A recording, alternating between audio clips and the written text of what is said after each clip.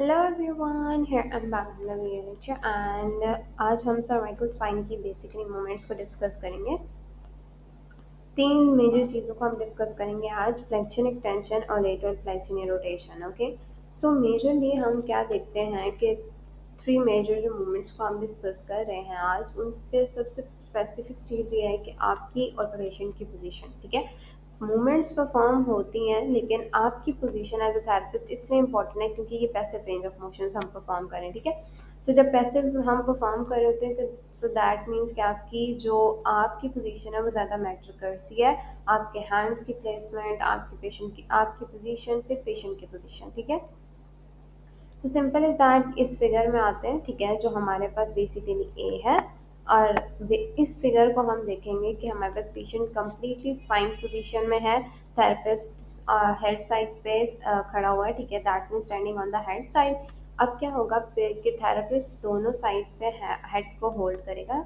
अब आपका पेशेंट का हेड जो है ना, नेक जो हो वो सपोर्टेड हो, लेकिन हेड जो है वो बिल्कुल एज से बाहर की तरफ है, दैट मीन्स कि वो अनसपोर्टेड है। ठीक है, अब उसको सपोर्ट जो है वो थेरेपिस्ट को देगा और साथ साथ थेरेपिस्ट मूवमेंट भी परफॉर्म कराएगा। ठीक है, सो आपने क्या किया, दोनों हाथों को इस दोनों हैंड्स की प्लेसमेंट ऐसे रखो कि आपके जो है वो ऑक्सीपुट के ऊपर आए। ठीक है, सिंपल इज दैट कि आपको पता है कि स्पेसिफिक एरिया है ना, ऑक्सीपिटल रीजन, वहाँ पे स्पेसिफिक आप याद रखो कि आपका जो आपके स्कल का स्पेसिफिक रीजन है ना, ऑक्सीपिटल, ठीक है, उसके ऊपर आपका हाथ आए और इस तरह से एक तो आप होल्ड करना ईजी होता है, बैलेंस कर सकते हो आप। ठीक है, अब आपने क्या किया कि आपने इसी पोजीशन में आपने, जब आप इस पोजीशन से, ये पोजीशन इसलिए ऐसे बन गई है क्योंकि हमारे पास हमने फ्लेक्शन परफॉर्म कर लिया है। जब आप सिर्फ होल्ड करोगे तो पेशेंट बिल्कुल स्ट्रेट होगा। ठीक है, अब जब आप फ्लेक्शन परफॉर्म कराओगे ना तो पेशेंट की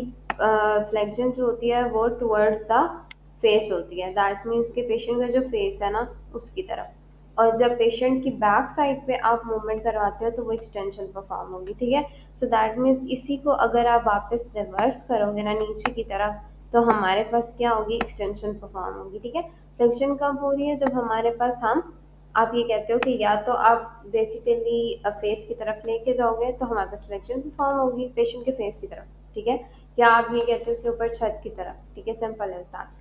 और जब आप वापस लेके आओगे ना पेशेंट के या फ्लोर की तरफ आप पेशेंट की हेड को, तो हम वापस हमारे पास एक्सटेंशन परफॉर्म होती है। ठीक है, एक बार हम देख लेते हैं कि हमारे पास कोई पॉइंट मिस नहीं होना चाहिए। ठीक है, standing at the end of the treatment table. ठीक है, सिक्योरली ग्रास्प किया पेशेंट के हेड को by placing both hands in the occipital reason.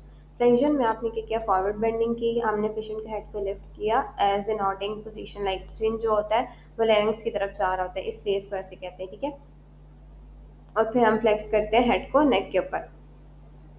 जब फुल नॉडिंग कंप्लीट हो जाती है तो फिर हम फ्लेक्शन को सर्वाइकल स्पाइन पे कंटिन्यू रखते हैं और फिर हेड को कम्प्लीटली लिफ्ट करते हैं टुवर्ड्स द स्टर्नम, की स्टर्नम के करीब पहुंच जाए। ठीक है, अब फिर बैकवर्ड बेंडिंग या एक्सटेंशन जिसको कहते हैं, तो वो हमारे पास बैक साइड पे, जब उसी मूवमेंट को हम वहाँ से वापस लेके आएंगे फ्लेक्शन को बैक साइड पे, तो नीचे फ्लोर की तरफ, तो दैट मीन्स कि हमारे पास एक्सटेंशन परफॉर्म होती है। ठीक है, अगर तो पेशेंट स्पाइन में और हेड और अपर सर्वाइकल स्पाइन जो है वो एक्सटेंड हुआ है, ठीक है, तो हमने उस एक्सटेंशन को कम्प्लीटली क्लियर करना होता है ताकि हम उस न्यूट्रल पोजीशन से पेशेंट की फ्लेक्शन एक्सटेंशन करवाएं। ठीक है, अब परफॉर्म पेशेंट जो होता है वो प्रोन और सिटिंग पोजीशन में भी परफॉर्म कर सकते हैं, पर मेजरली जो टारगेट की जाती है ना वो स्पाइन पोजीशन टारगेट की जाती है ताकि इजीली मूवमेंट परफॉर्म हो सके। ठीक है, फिर हम आ जाते हैं, हमारे पास फ्लेक्शन एक्सटेंशन हो गई, अब हमारे पास आ जाती है लेटर सॉरी रोटेशंस। ठीक है, आप रोटेशन कहते हो या आप बेसिकली लेटरल रोटेशंस कहते हो,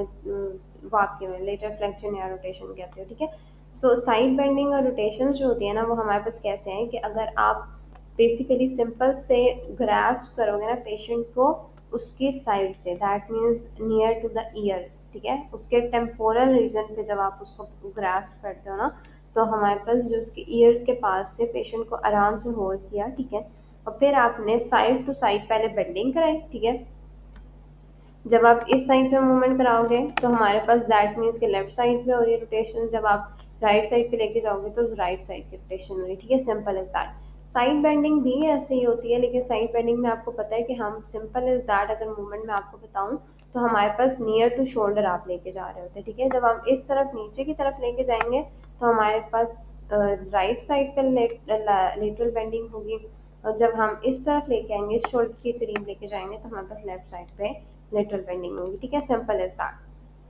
मूवमेंट्स ऐसे परफॉर्म हुई। अब हमने ना 45 सर्वाइकल स्पाइन को न्यूट्रल रखा था, ना फ्लेक्शन में ना एक्सटेंशन में लेके जाना है, ठीक है। तो simple is that, side bending करानी है अप्रॉक्सीमेटली नियर ईयर के करीब टुवर्ड्स द शोल्डर, ठीक है। और रोटेशन कैसे कि साइड टू साइड लेके जाना है, और जैसे मैंने आपको कहा कि ईयर्स को शोल्डर के करीब जब लेके जाएंगे तो हमारे पास क्या होगा, simple is that side bending perform होती है। और रोटेशन तब होती है जब आप साइड टू साइड करते हो, जैसे इस पिक्चर में आपको नीचे दिखाया हुआ था, ठीक है। पिक्चर में आपको रोटेशंस दिखाएंगे। So thanks for watching. If you have any query you can ask. और आज हमने सर्वाइकल स्पाइन के सारे मूवमेंट्स को डिस्कस किया है। फिर हम नेक्स्ट लेक्चर में लंबर स्पाइन के मूवमेंट्स को डिस्कस करेंगे। Thanks for watching. If you have any query you can ask, and this is all for today. Bye.